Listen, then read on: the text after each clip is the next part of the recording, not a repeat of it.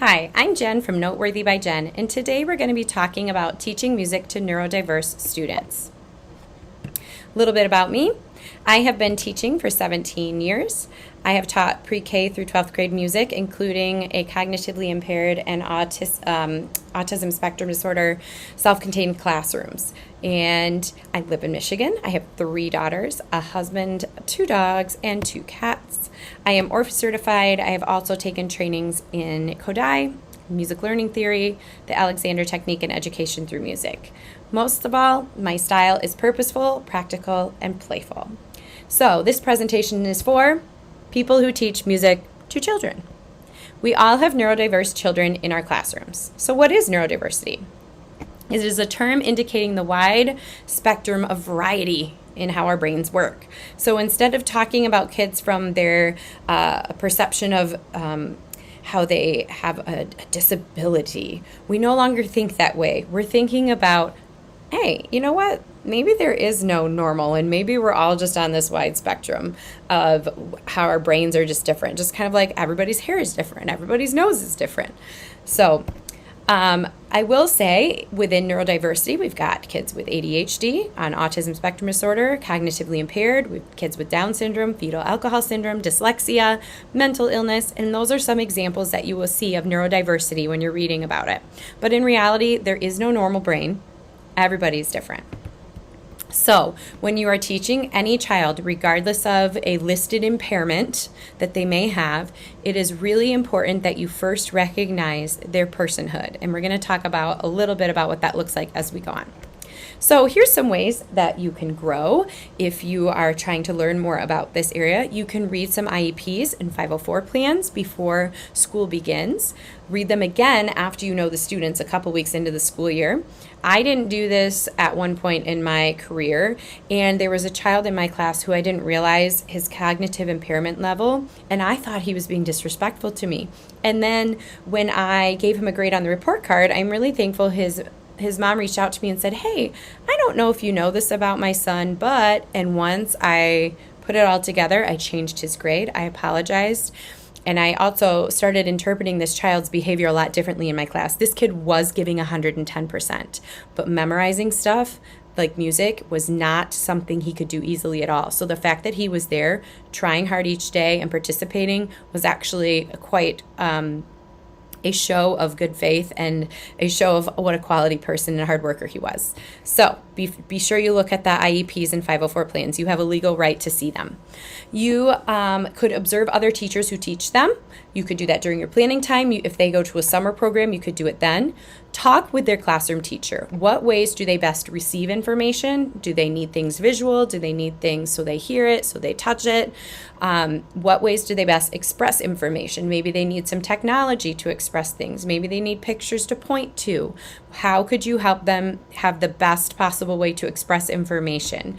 What are their sensory concerns, if any? Because in music, we've got a lot of sound and many visuals going on, and that can be really distracting for them.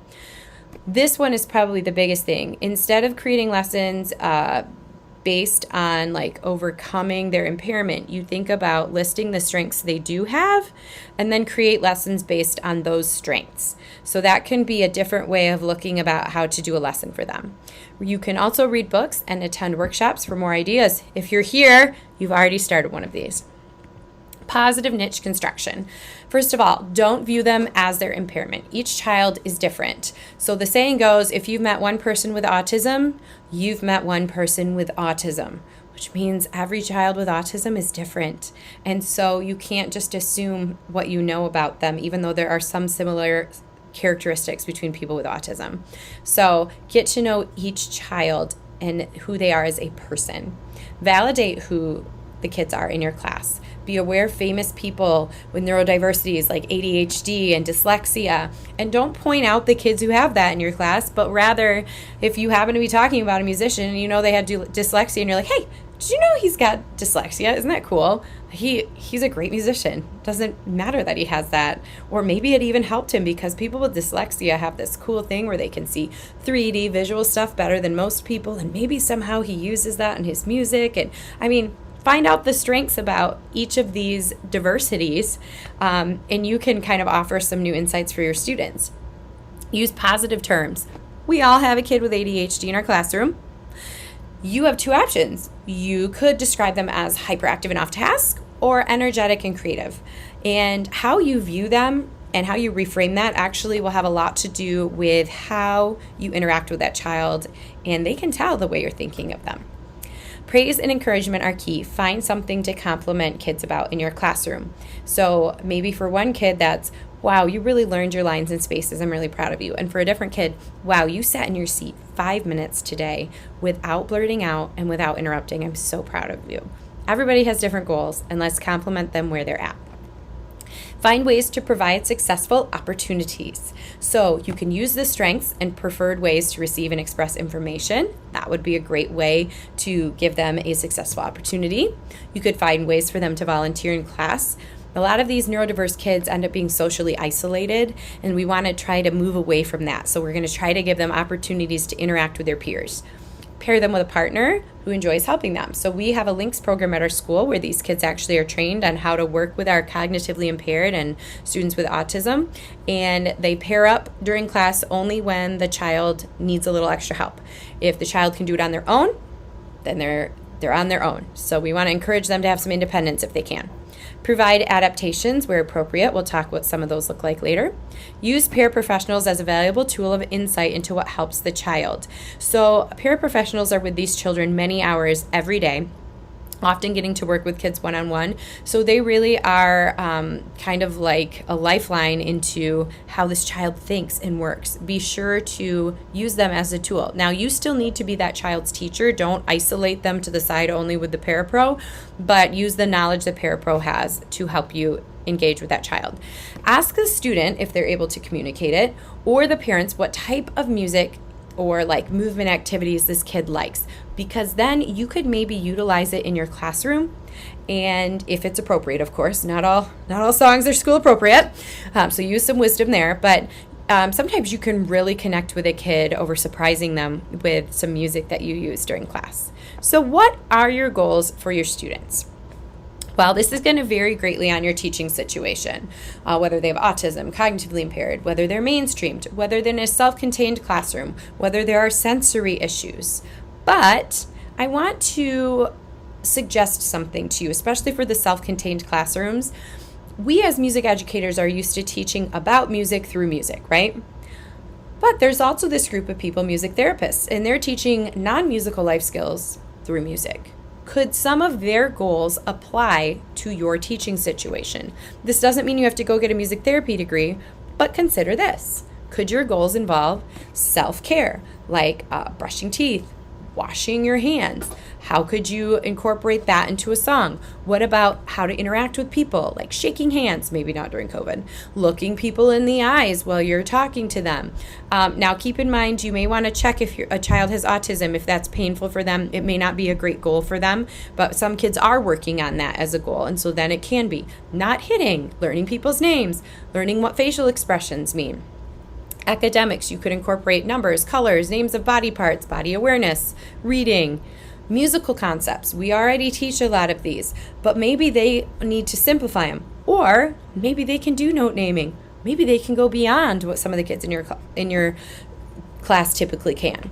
Here's some adaptations to think about. First of all, fair is not always equal. Some kids need a little extra boost in certain areas in order to have an even playing field. So you might give a kid more time to process a question before answering. We'll talk more about that in a little bit.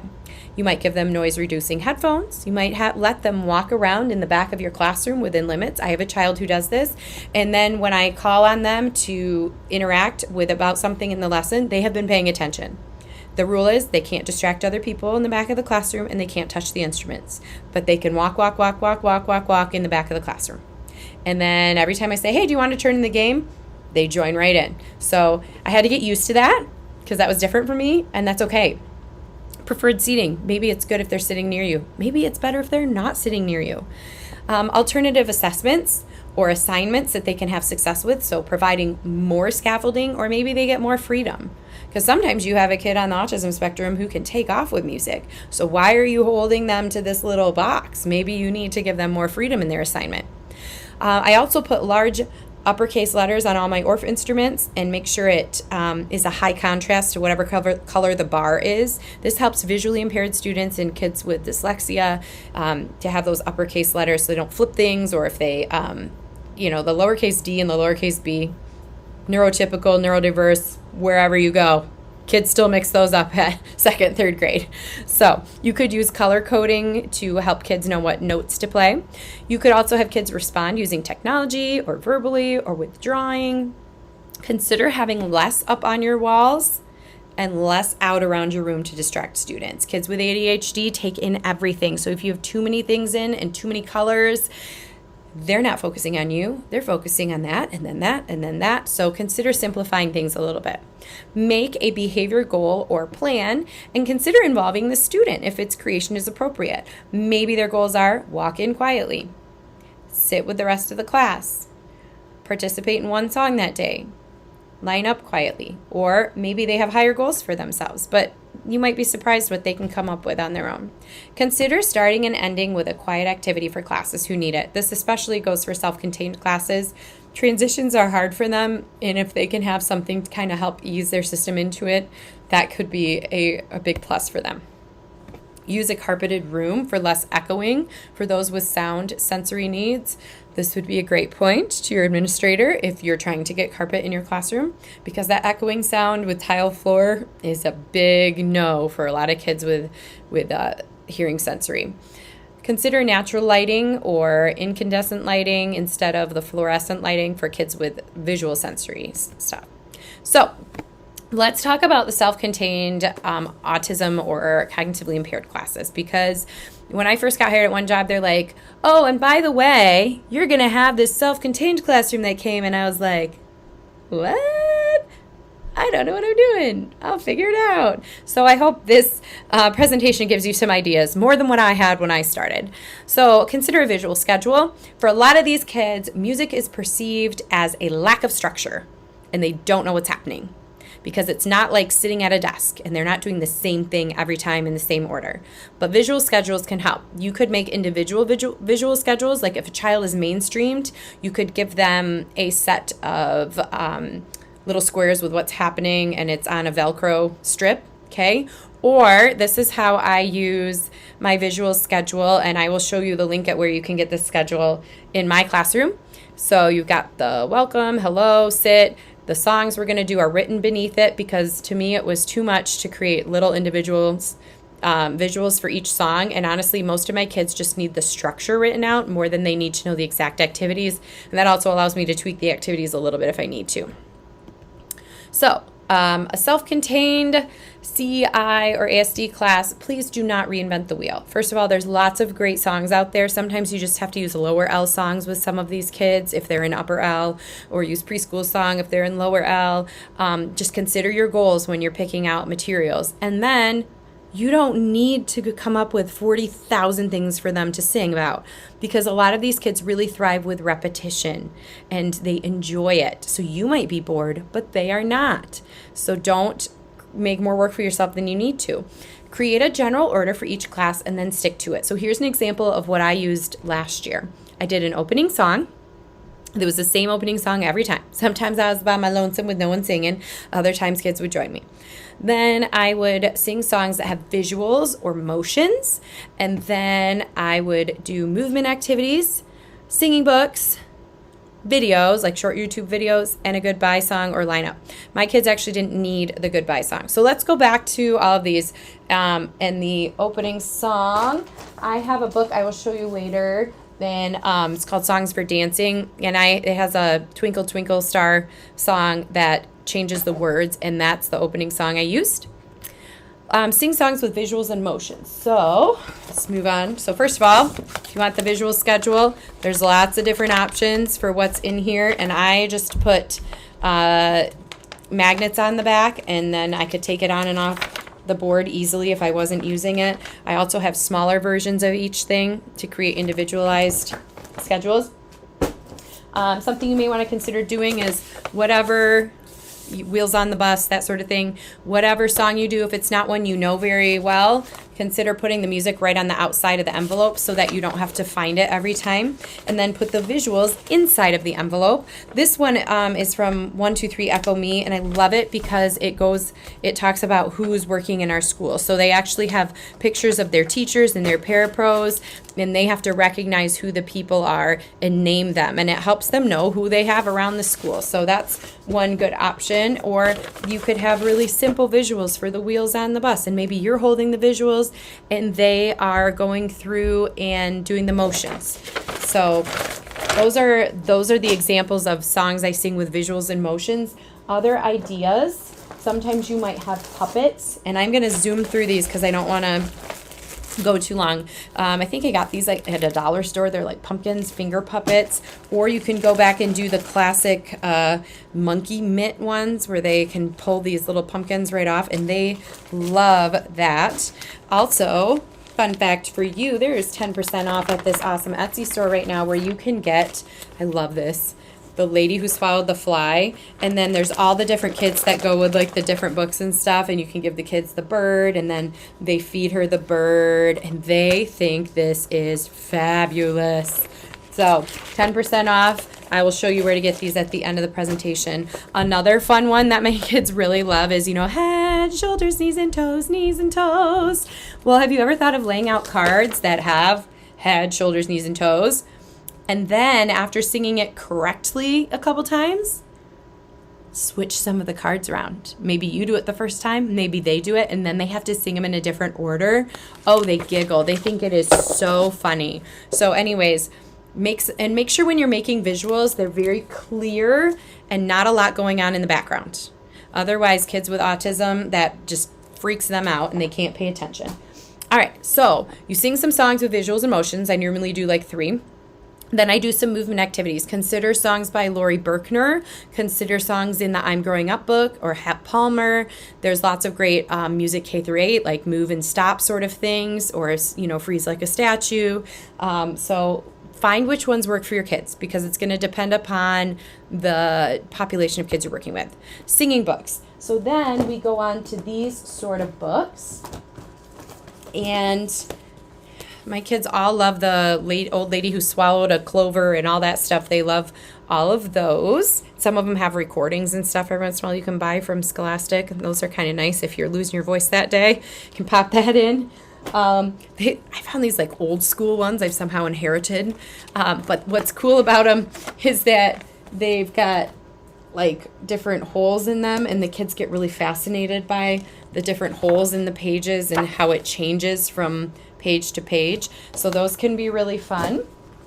Or sometimes like books are fun, and those sorts of places that set up in teachers' lounges will have those. The Raffi books, sometimes you do movement with it, like the Animal Boogie, have them act out the animals as you're singing through the song or listening to the CD about it.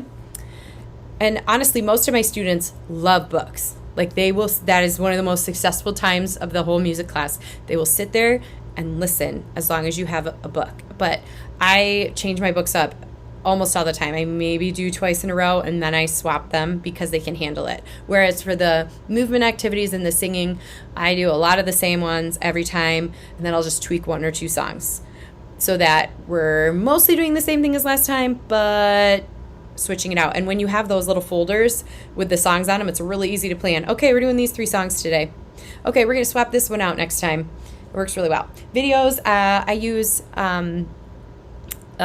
short like line writer videos, or one of my kids really liked Frozen, so I found the Piano Guys combining Vivaldi's Winter with Let It Go, and they were like, oh, let it go, and it was really cool connection for them. So that normally is the cue to my students that then we're going to line up after that. I don't actually do a goodbye song. If you have a great one, use it. I do want to point out some other examples of things you can use, and I'll get to Ache and Drum in just a second. You could use these rubber chicken thingies, which aren't actually rubber, from Five Below. They're great because you can clean them if you have kids that are super mouthy. So that's one option. The pitch exploration stories, the Fire Robin ones, are good for vocal exploration. They're super repetitive. There's a song in Here We Go Riding Our Ponies from I'm Growing Up You could make these ponies out of a pool noodle. I know mine is one-eyed. It's very sad. They just used felt on the top. This is duct tape, and they glued some eyeballs on. But these are great because the kids can't hurt each other if they're riding around on these. And then Aiken Drum. Aiken Drum. I have a link to where you can buy this song. There's a version of it that Music K8 made that has kids playing on different kitchen instruments. So you can just get like a pie pan. And he played upon a pie pan. You know, those kids may have sensory issues with sound, but for some reason they can all bang on the kitchen utensils as loud as possible and handle it way better than the teacher and the parapros can. But you know what? They love it. So I pull that out a few times a year. And to me, it's worth the money to buy the kit for that because they really enjoy it. So again, I will give you information on where you can buy that from. Here's some thoughts from the CI and autism teachers that I work with because I asked them about it. Inclusion is so important. We start with having them in general education classrooms, but then we need to encourage them to actually be an active participant. If I notice a student raising their hand, but I know their answer won't be correct, I will wait to call on them, and instead I will prompt them. I'm coming to them with a question, or you could actually tell them the question. And this will provide them some time to process, focus, and respond correctly. I love that piece of advice. I think that is a brilliant idea.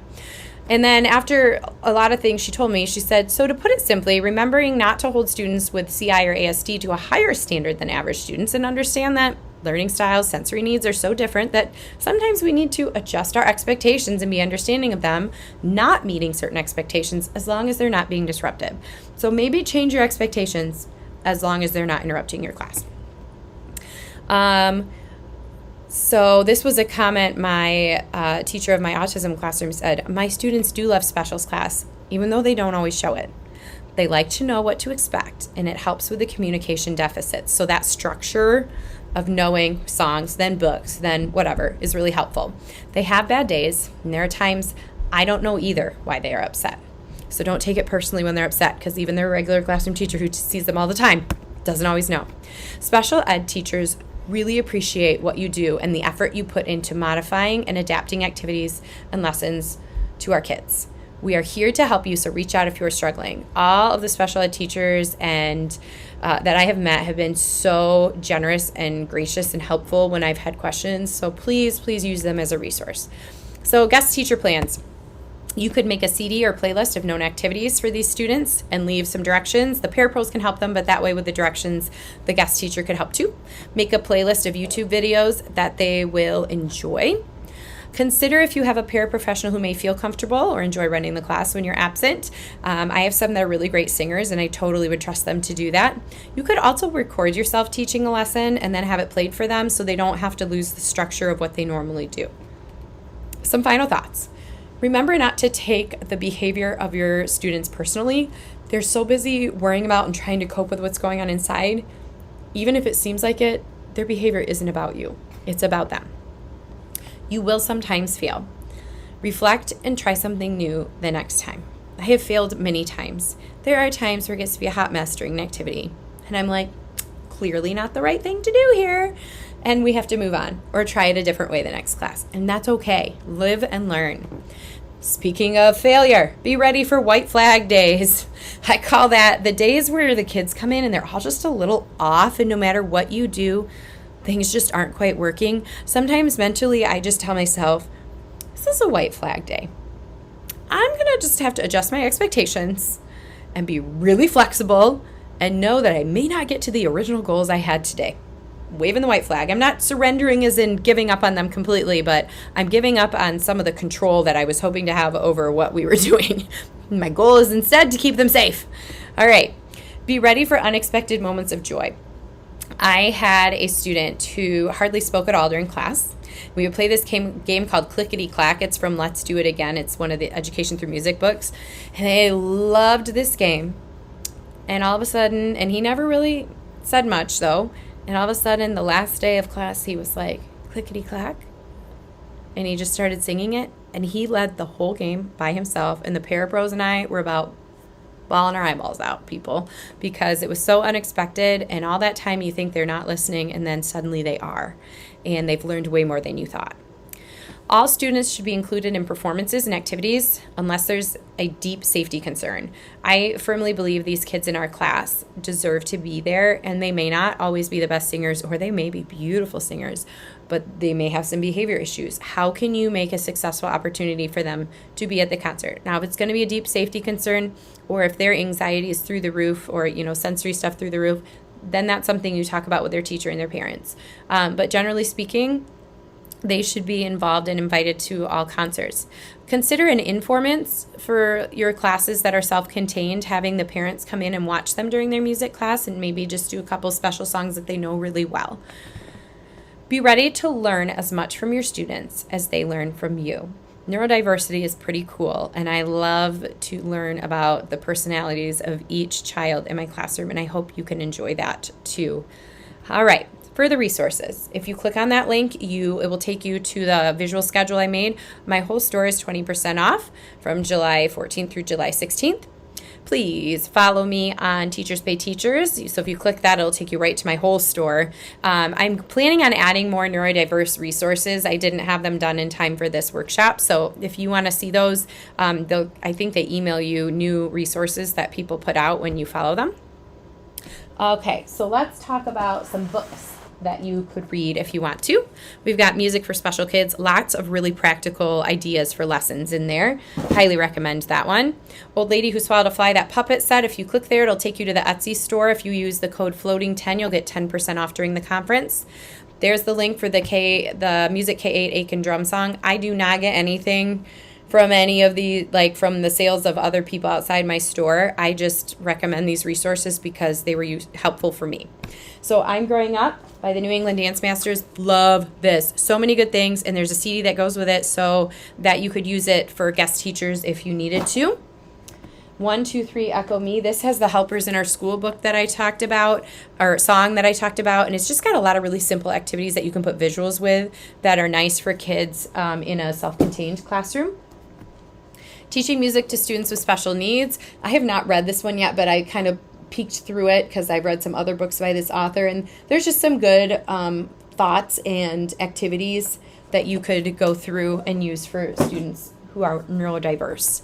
Songs for Dancing. This has the welcome song, and it's also got a song called Popcorn Melted Butter, and that's really fun. Lots of opposites in there. My toes are starting to wiggle. So consider going back to some traditional lower elementary songs. That might be good. You could also consider Hat Palmer, Raffi, Lori Berkner. Oh my goodness, Lori Berkner. If you don't know her yet, you've got to get with it because she has some songs kids just dig. All right, now the rest of the resources listed are more about reading about neurodiversity. For example, neurodiversity in the classroom. This is where I got a lot of information about what neurodiversity is, and it actually talks about different areas of neurodiversity and what strengths and sometimes impairments are associated with those and sensory things. But remember, again, each child is different, so it's not going to go according to a specific formula always. So make sure you're applying it in the appropriate ways.